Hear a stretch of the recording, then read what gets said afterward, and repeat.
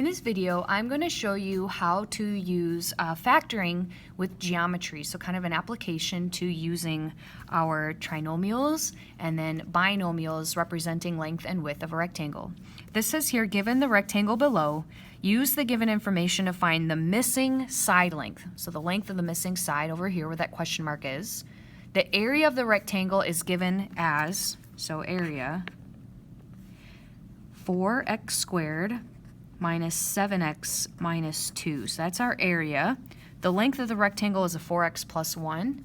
And what polynomial represents the width that's missing? So area of a rectangle is equal to length times width. And I know the area is a 4x squared minus 7x minus 2. And I know one of my dimensions is 4x plus 1. Now this is kind of the key here, and this might sound really weird how I know this, but I want to show you. To get a 4x squared, what would 4x need to multiply to? Well, if you had 4x squared and you divide by 4x, that means that we would only need to multiply by just an x.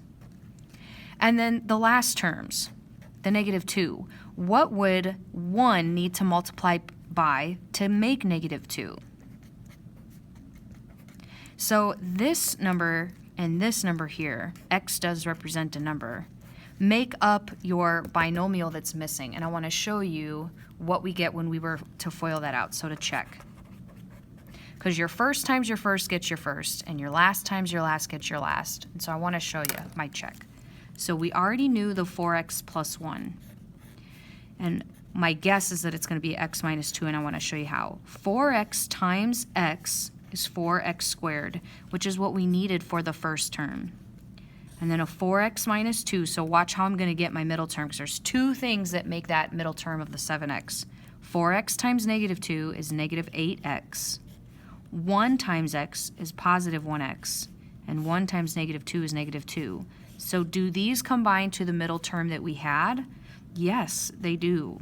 So you have to check this by the distribution, and which is what we did. So this is correct. This is the missing side because I know what 4x needed to multiply 2 to get 4x squared. And I know what 1 needs to multiply by to get negative 2. And you have to check two terms to make sure that your middle term works. So I'm going to show you again on another example. I'll show you one more. Area of a rectangle here in this problem, right, is equal to your length times width. And here I have 2x squared plus an x and minus a 3. And that's going to be two binomials being multiplied together, a 2x plus 3 and an unknown. So there are only two things that you need to find this binomial, and it comes from your first term of your trinomial and your last term of your trinomial.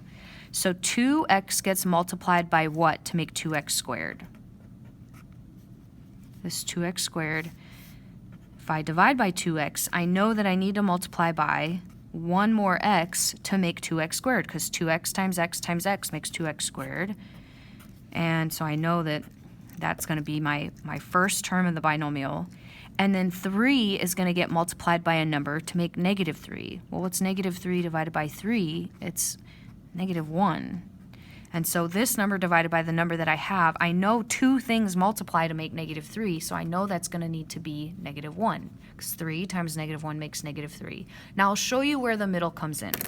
Okay, so I know that the missing side length is x minus 1.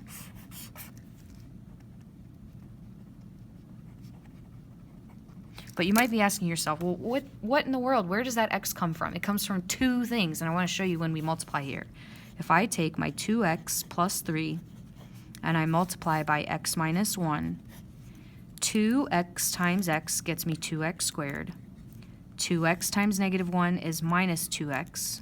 3 times x is 3x, and 3 times negative 1 is negative 3. Do the middle terms here combine to make 1x that we needed? Yes, it did. And so you really only need the first and the last to find the missing binomial, but I would always recommend that you check your work to make sure that that missing length turned out all right.